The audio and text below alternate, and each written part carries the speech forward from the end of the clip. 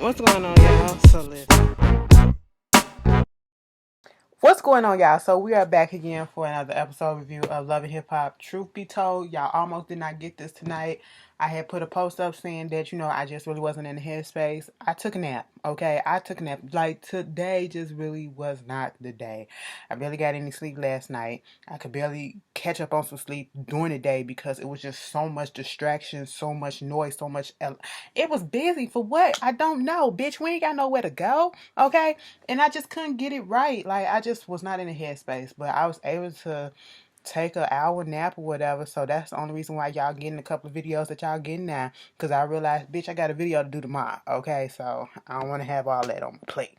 But I don't want y'all to wait either. You know what I'm saying? So Love and Hip Hop Atlanta Season 9, Episode 7. What is this called? Black Diamond. So we get into it and it picks up where I left off. And thank y'all for understanding and bearing with me when I be going through these changes. Sometimes I know y'all be like, damn bitch, could you make up your mind? Because I was set on just being like, girl, feel better or whatever. But shit happens. I be thinking about y'all most of the time.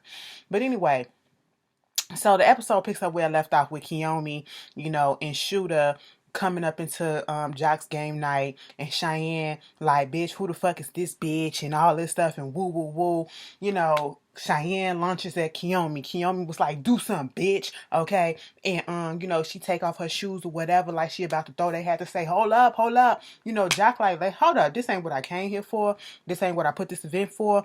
Erica Mina and goddamn Safaree, they was me the whole time, okay? In this situation, it ain't got nothing to do with me. I'm not finna put my 2 cents in at this moment. I'm just gonna sit back and enjoy the festivities that's happening, okay? And be like, ooh, shit, bitch, okay? That's it. That's all you can do. Because that's some drama for your ass, all right? Truth be told, Cheyenne, she threw it out there. She was like, and who is this bitch or whatever? Kiyomi, you up here talking about the girl ain't cute. I hate when that's the only thing that you can say about somebody. The girl ain't cute, bitch. You ain't cute and all that stuff. That's all that you got. Truth be told, both y'all are pretty girls, okay? Both y'all are beautiful black women, okay? So stop that bullshit. You know what I'm saying? And, to be quite honest, Cheyenne and Kiyomi should not even be going at each other. Kiyomi, you just found out about Cheyenne that day. Earlier that day, okay? You found out about her. You know what I'm saying? Cheyenne did not know nothing about you. Y'all should have been mad at Shooter. And Cheyenne, you most definitely should have been mad at Shooter and been taking your frustration out on him. Okay? Because Cheyenne said, bitch, I was at his house last night. Kiyomi said, and so the fuck what, bitch? I was at his house this morning. That's who he had on his breath this morning, me. Okay? I said, just remember that when you go down, when you kiss James, you kissing my pussy. You tasting my pussy, bitch. I'm gonna go watch Poetic Justice. Anyway, whew, you gotta do what you gotta do to make yourself laugh in these situations. Okay, but what was going on? So yeah, at this point, Cheyenne like, wait a minute, I seen this bitch coming out your house, grab whatever with an overnight bag or whatever, you know what it is, a little stripper bag or whatever. Kiyomi say, and Cheyenne put that shit out there too, like, you had dinners with her, whatever. Scrap looking like, damn, don't put me in the middle of it, but since you put me in the middle of it, it ain't even nothing like that going on with me and that girl. And Kiyomi tried to clear it up and say, I don't know where she got that from. Okay, yeah, Scrap used to come down to the strip club where I used to work at or whatever. He cute or whatever. Maybe we used to flirt back and forth. And that was it. Probably dance for him, shake my ass a little bit, but that was it. I said, bitch, please. Mind you, they showed the clip of her feeling all up on his leg and everything. I said, go up a little bit further and grab his dick, because that's what you want to do. And I'm pretty sure you have. But and see, these girls be killing me when they be like, I don't want my reputation or people to be known, me to be known as this and me to be known as that. But you are the one that's putting that shit out there for us to know you as that. You the one putting that action behind them. So I was just like, girl, get the fuck up out of here. But they go outside. Shooter like, so everything going on. What's that shit that she over there talking about? Don't even worry about that. But this shit that she just brought to my attention about, you and Scrap, what's that about? That ain't even nothing. That ain't even nothing. So, I mean, we he came down there to the job or whatever. That's all that it is. That's probably what she's talking about. But at the end of the day, it's just me and you, okay? That's what it is right now. But I mean, it's all to the good, whatever. Go ahead and get your fine ass up in the car. It's me and you. I said, bitch, first of all, the way Shooter sounded was like a typical older ass man talking to a younger ass girl, okay? I didn't know, and I didn't feel like I liked the way that set well with me, okay? I didn't. Meanwhile, Scrap outside with Cheyenne out there trying to comfort her a little bit. I said, you could tell that they really just sometimes niggas don't know how to be vulnerable in these emotional situations and just know how to hug a bitch or some shit like that. Plus they knew it and this shit. But she was like, and I was just at that nigga house like, why would he do that shit to me? Like, I don't get it because listen, I'm hurt. I'm so hurt. I said, bitch, you gonna wipe your eyelash off? Hold up. She was like, it's just so hurt. He was like, I know. Ain't nobody crying over no nigga like that. You don't cry on no nigga like that. You don't have no nigga up here having you cry like that because you bossy. I said, bitch, she human too and she hurt. So, bitch, cry in the car if you need to. And that's exactly what she did. I said, Scrap, you gonna let her get in the car and go drive? She's so distraught right now, bitch. What did she get into a car accident? I said, Scrap, hug the bitch. Hug the bitch. Scrap said, bitch, I ain't got time for this. Get your ass in the car and get the fuck up out of here. Back in Atlanta still, we get a little glimpse of the life with Erica and Safaree. They try to introduce us to them again. And the reason why they came down here so he could slow down his life or whatever. He got the music thing going that nobody's buying. Nobody's listening to be quite honest. It's no shade. It is what it is. I listen to Strut and I actually kind of like it, but I only listened to it that one time and that was it. You know what I'm saying? I have so much shit on my title that I've downloaded that I have not listened to. I got so much stuff, girl. I'm finna be up in here just you don't hear from me and see me tweeting for 3 days. Just know that's what I'm doing. But anyway, so, just talking about all that and how it is to be a parent and what it does to them and all that stuff and whatever. Woo, woo, woo. Let's get back over there to Tennessee, okay? The girls are at the lodge, you know what I'm saying? It's day 3. You got Sierra and Karlie. Sierra comes out there with some coffee or tea or whatever for Karlie. And they sit down and they actually have a conversation. And it was like, we've been off, whatever. What's been going on? So catch me up. I was like, damn, that's how we doing it or whatever. They was giving me a bootleg Molly and Issa tease, okay? Bootleg Molly and Issa from Insecure, if you don't know. And I was just like, it's a good thing that they actually sitting down and having a conversation.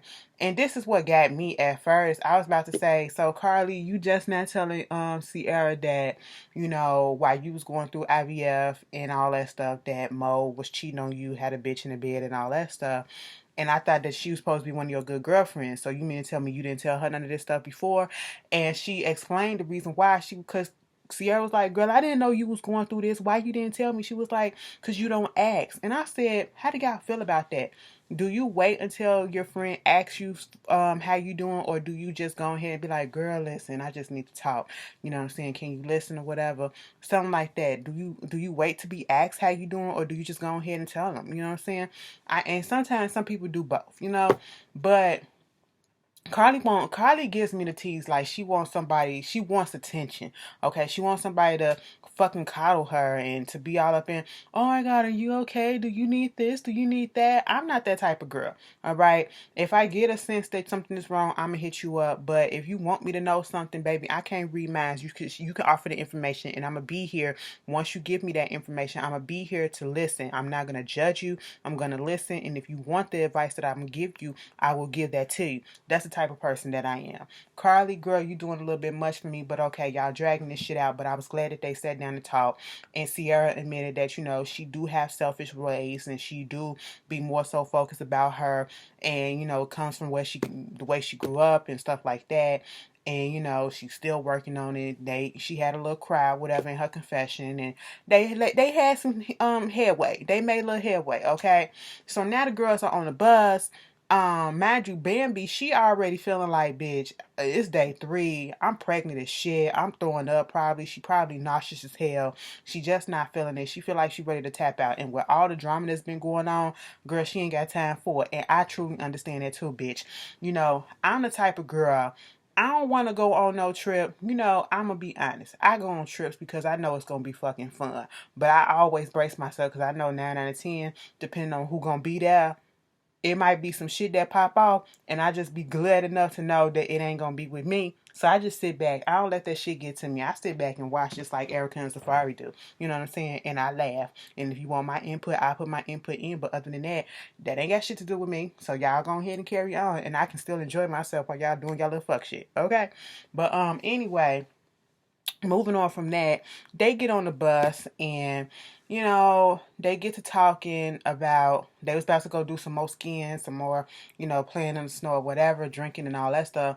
And she kind of them asking, you know, how everything. I seen you and Karlie talking or whatever. Yeah, we was talking. We was talking about some things or whatever. It was like, who was more of the wrong in the situation? And Sierra admitted, she was like, it was me. I said, that's big of you. She was like, it's more so me. And was like, why is it you? This is Shekinah asking, why is it you? Okay, to be quite honest, Shekinah has no storyline. Shekinah really does not have no storyline. We are on episode, what is this? This is episode 7, and I don't know how long she kind of been on here, but she kind of has no storyline at this point. Spice is using she kind of as a storyline as the reason why she's not, you know, saying that she's having this little issue with, you know, she kind of, and it still seems like Spice, you really have no storyline either. Okay, Karlie, we gonna drag out your little storyline that we really don't care for. Mimi is just there to be there. Bambi's storyline is that she pregnant. Sierra's storyline is that everything just keep on fucking up with her. You know, so at this point, I'm confused about what's going on and why these girls are doing this shit, okay? This shit seems a little fake, you know what I'm saying? A lot fake. But at this point, they drawing this stuff out with Shekinah. Now, Shekinah can be irritating as hell. I don't like a person that's always up in my goddamn business, okay? And Sierra kind of did. Sierra, you did kind of come at her throat a little bit when you said, it's some stuff that we talked about, and I'm not going to tell you because it's just between me and her. Okay, truth be told, you probably didn't mean it like that, but it did kind of come off. I would have felt offended too. I would have been like caught off guard, like, damn, I just asked the question. You ain't have to snap to me like that. But since it's Shekinah, you know, everybody ganging up on Shekinah, that's what she feel like. You know, Spice got an issue. You got, you know, Sierra saying what she's saying. You got Karlie in the peanut gallery saying facts and all this stuff, agreeing. And of course, you're kind of trying to understand why everybody coming at her.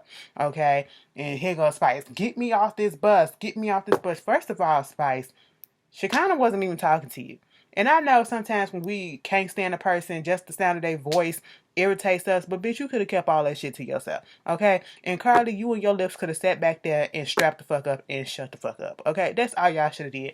But I just don't know what this storyline is and where they going with this kind of situation. Because it's just like, really, who gives a shit? So the girl's still going back and forth. Everybody's over it. Bambi is over it. She kind of like, pull this shit over so I can smoke me a Newport and a blunt. Okay. Spice get on her talking about something. You don't need to be smoking all that shit, fucking up your lungs and all that or whatever the fuck. So she kind of took offense to that. They get out the car. Next thing you know, they going back and forth again. Spice like, leave me alone. And then you got Shekinah imitating her in her accent, telling her to leave her alone. Next thing you know, Bambi, they acting like they finna get ready to fight. Here they go, you want to fight me? Come on, Shekinah, you want to fight me? I said, what the hell is happening? This don't even make sense at this point, you know? And so they acting like they finna fight. She kind of like, bitch, first of all, I had too much plastic surgery done for trying to fight anybody, okay? And at this point, Bambi is me, bitch. Now, I like it. It was all fun and games. I like the drama when it makes sense. But when it's manufactured, bitch, you can miss me with that and I'm finna leave, okay? Bambi is emotionally drained. She missed her husband. She missed her baby. Plus, she just found out she pregnant. She probably going through the motions of that. Like I said, nauseous and all that shit. She's sick. She ain't got time for it. She finna go back to the crib, okay? That's what she finna do, you know? And so they finally get on the slopes and try to get ready ready to learn how to ski. And to be quite honest, I always thought about doing the ski stuff, but bitch, the way she kind of was trying to put them things on, girl, that would have been me, and I wouldn't have been able to get up so quick just like she did. This roly-poly-oly ass bitch, no. Okay? So when that's the goal of mine, when I get a little bit slimmer, lose a little bit more weight, and surprisingly, y'all, guess what's been happening? See, everybody been gaining weight during this quarantine. I've been losing weight. I've been losing like every fucking week. I've been losing like 2 pounds or something like that. I was like, oh my God, so I'm happy about that. A slimming, okay, it's coming down. You may not be able to see it, but baby, I feel it. You know what I'm saying? But I see it in my clothes. I wear a lot of old shit now. Cause bitch, I ain't finna go out the house. So I ain't finna put my good shit on to lounge around in. But yeah, I'm feeling it. But anyway, that ain't fuck me. That ain't about me. I mean, don't fuck me. But but no. Anyway, so don't mind me. Don't mind me. They up there having a good time skiing and trying to ski or whatever. And then Spice and Sierra and Karlie over there talking. And it was like, I just wish that Bambi was over here and she can be here and enjoy this with us. Even Mimi was over the bullshit. She went off and did her own thing. She was the only one that was getting the hang of skiing. Okay, she kind of running into kids and everything. And Spice just falling down her skis and all that stuff. But they have a conversation. And it was like, I wasn't, Sierra was basically like, I wasn't trying to, come at Shekinah neck or whatever, but I was just saying, whatever was happening between me and Karlie, that's my business between me and Karlie. Everybody don't need to know. That's us, our personal stuff that we needed to fix. And that's what we should be out here. I came out here with all the stuff that's going on in my household, trying to fix situations with my homegirls and stuff like that. And that's what we need to do. Have a little fix it weekend. That's what we should be doing. So they do all that and they get all together. And she Tokyo. Spice like, I guess we should go over there and fix it. I guess we're Shekinah. So I guess that's what they're gonna do. Girl. Anyway, fake ass shit. But back in Atlanta, Kiyomi and Erica Mina meet up. Kiyomi then brought Erica Mina a little gift. Erica Mina is like, I really want to talk to her because we have a shared past, I guess, with domestic violence and stuff like that. And, talk about something. I want to just let you know that you held your own. You held your own in that whole situation. I'm proud of the way that you did that. And this is what I don't understand. So is your storyline, Kiyomi, going to be about Bow Wow? You literally started off your first scene and you said you are tired and you don't want to be known as the girl in the elevator who beat up Bow Wow. But yet, every chance you get, either somebody's bringing up Bow Wow or you are bringing up Bow Wow or we're seeing a picture of Bow Wow and you together. You are keep on letting us know that you was with Bow Wow. We get it. We don't need to keep on hearing it, okay? Move on from it. You are still in legal talks and stuff or whatever about the situation. Let the shit play out the way that it needs to play out, okay? And I get it. We need to make awareness of domestic violence and stuff like that, but not to the point where we're using it as a storyline just to stay on the show. Because you've been going from show to show, to be quite honest. Okay? Then they get into the relationship with Shooter and her and how, she was like, listen, he told me about Cheyenne. And I was like, if she cute or whatever, I'd be down to do a threesome. But I looked at her and I was like, she ain't even my type or whatever. So that ain't going to happen. And it was like, we up in this open relationship and, here go Erica Mina.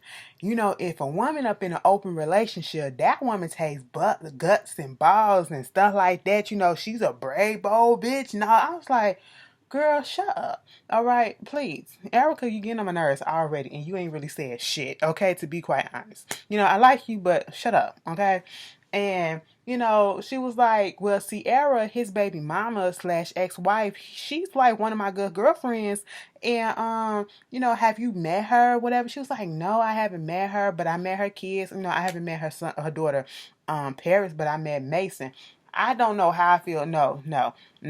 Okay, now I know that earlier in the season, he said that she said that Shooter had told Sierra about Kiyomi. But Kiyomi, I do like the fact that Kiyomi is open and wanting to meet up with Sierra. But I feel some type of way. Granted, I know that's Shooter's son too, but I feel some type of way about the fact that Kiyomi has already met her son, Mason, without Sierra even meeting her first. I feel some type of way. I feel some type of way about that. Do y'all? But she was like, yeah, y'all should link up and see how it is, cause maybe y'all come to some, she can give you some advice or whatever. She can give me some advice about shooting, some whatnots and all this stuff. I said, girl, no, we ain't finna commiserate like that. You asking too much.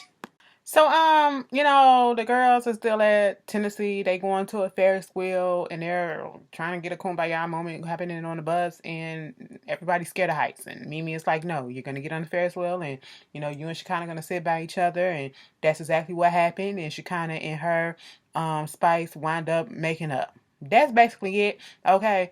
She was like, she got to go out of the week. She got to go every week out of the country back to Jamaica because, her kid's still there. And the one time that she called Shekinah, she calls her multiple times, and Shekinah was supposed to help her go find a house. And, Shekinah just wasn't available that time. And, they apologized to both each other. And like Shekinah said, this shit was the dumbest shit ever. The dumbest argument. Band be ready to go. Okay, that's all that we need to know.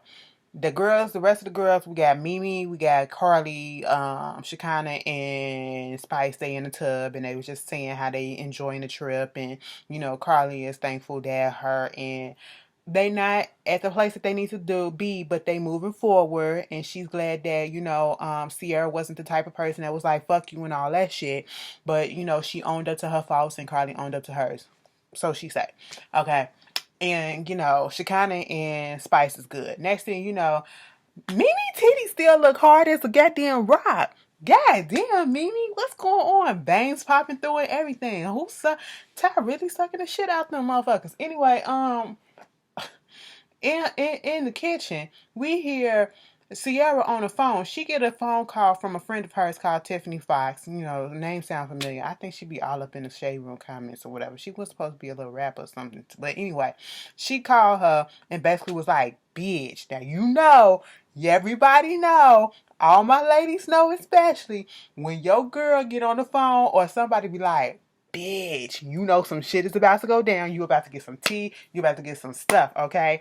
And so that's basically what happened. She said, bitch, why is it that, BK up in here with so-and-so and up in opulence or whatever, and they got these girls with them or whatever, all over them, and then it's like a white bitch. She did say a white bitch. It's like this white bitch was up in there, and she had her hands all up in his beard and everything. Are you serious, bitch? Let me call him. No, bitch, you up in here with some bitch up in your lap or whatever. No, I ain't doing nothing. I ain't doing nothing. Yes, you is. You in Atlanta, and I know everybody up in Atlanta. It's always fucking eyes everywhere, bitch. You can't do shit without me finding out. Fuck you, nigga. You up here doing all this stuff and blah, blah, blah, and blue, blue, blue. I said, girl, shut up. You want to know why I say shut up? Sierra said, and this bitch up here got this girl rubbing all up through his beard and shit like that. That is a violation, okay? Don't put your hands on my... Don't put your... Girl, when I was at the Kendrick Lamar concert, this girl was so drunk. Imagine she was there with her boyfriend. She reached over and she rubbed on my face, and I was like, bitch, she almost got stuck. And the boyfriend saw the way that I looked, and he had to pull her back real quick. I mean, she rubbed all of my face. Look, bitch, first of all, you're not my type. You was cute or whatever, but you're not my type, and you there with your husband, your nigga or whatever. Don't do that. Don't do that. That's disrespectful to him, okay? And I don't know where your hands been. COVID, okay? We ain't got time for that. You know what I'm saying? But, anyway... She was drunk though, so I'll let it pass for a little bit. But anyway, she going off, and I'm up in here having panic attacks and asthma attacks and, going off the way that I did, crying because I don't want to have no baby with him because of that. And this is what it was, because listen, I knew something, my gut was telling me it was something that was going on because he's been doing so good for the past year or so. But then something told me to go in his phone, and while he had a fake page, and on his fake page, he following two of his ex bitches. They up in his search bar and all this shit, okay? And maybe this is God telling me that I shouldn't even be going back and doing the same thing over again because I won't do that shit. You said God told you to leave, right? Or God told you not to do the same thing twice and you need to listen. Why you still with the nigga? They in quarantine together. All on each other, because I follow Sierra on Instagram and they do their little videos and shit together. I said, Sierra, shut the fuck up. So at the end of the episode, Shooter and Kiyomi going to meet up with Cheyenne and Scrap. Now I'm thinking that Scrap and Shooter finna talk about this business stuff or whatever, because at this point all business ties is done. Now Scrap, you a fool if you still work with this dude, okay? Because he's grimy. He'll dog your sister out the way that he did and give a lame ass excuse. And excuses that he was giving, you could tell that Scrap wasn't really here for it. And you can also tell that Scrap probably didn't use that same excuse himself, okay? And he realizing how stupid and ignorant it sounds, coming out of somebody else's mouth. Now, to be quite honest, the situation and the issue is between Cheyenne and Shooter. Kiyomi should have stayed the fuck at home, okay? She had no business being there because the beef wasn't between her, okay? You inserting yourself into this situation. And then Shooter, your dumbass excuse, Parakeet, let me tell you something. Just because somebody go missing for 4 or 5, 6 months or whatever, I would assume that, you could have called out, you could have reached out or whatever and said what was up. And if you still didn't get no response, okay, let that shit go. And then send a text message or whatever and say, listen, at the end of the day, I haven't heard from you, so I'm just going to go about my way. I'm going to go my way, you go your way. That's what you should have done, okay? If that's what you feel like, well, now the spot has been filled and all this stuff. No, that's not how it is, okay? But you didn't just leave it alone. You let her come back and you was fucking around with her too, so you led her to believe that y'all was still on, okay? At the end of the day, you had feelings, and at the end of the day, Cheyenne, you to blame too, because a nigga is fucking you and not bringing you out in the daytime or whatever, letting you around his kids and all that shit, but he won't claim you in public and he won't go here and go there with you. He's still keeping you as a little secret. Bitch, what the fuck did you think this was? For 2 years, you've been a goddamn secret, girl. So you are to blame as well. Shooter, you are trash, okay? And Kiyomi, let me tell you something. Just because that girl said what you a dumb bitch, you are a dumb bitch. You are a dumb bitch because that ain't had shit to do with you, and you only getting upset at the fact that Shooter said that Cheyenne said she been around the kids, okay? And like old girl said, she been dealing with him for 2 years, okay? You just got here. You only been dealing with him for a couple of months. Literally like 2-3 months, okay? And y'all going through this back and forth and all this shit for what? For what? A do-dirt nigga that's gonna do you dirty too. And then Cheyenne said, bitch, you the one that was coming out of my bruh house, so what you talking about? And, Scrap didn't really say yes or no whether or not they fucked, because 9 out of 10 they fucked, okay? And Shooter, you got some issue with that? You have the nerve to have some issue with the fact that he didn't say yes or no they fucked when he didn't know that you was with this girl, first of all. Second of all, y'all in an open relationship and you know that she fuck other niggas, so what's the issue? Third of all, look at how you treating his sister. Bitch, you get no fucking respect, okay? You get no fucking respect. And then when Cheyenne and Shooter try to talk with each other afterwards, just them two, which it should have been, Kiyomi gets about the car trying to get upset and all that shit.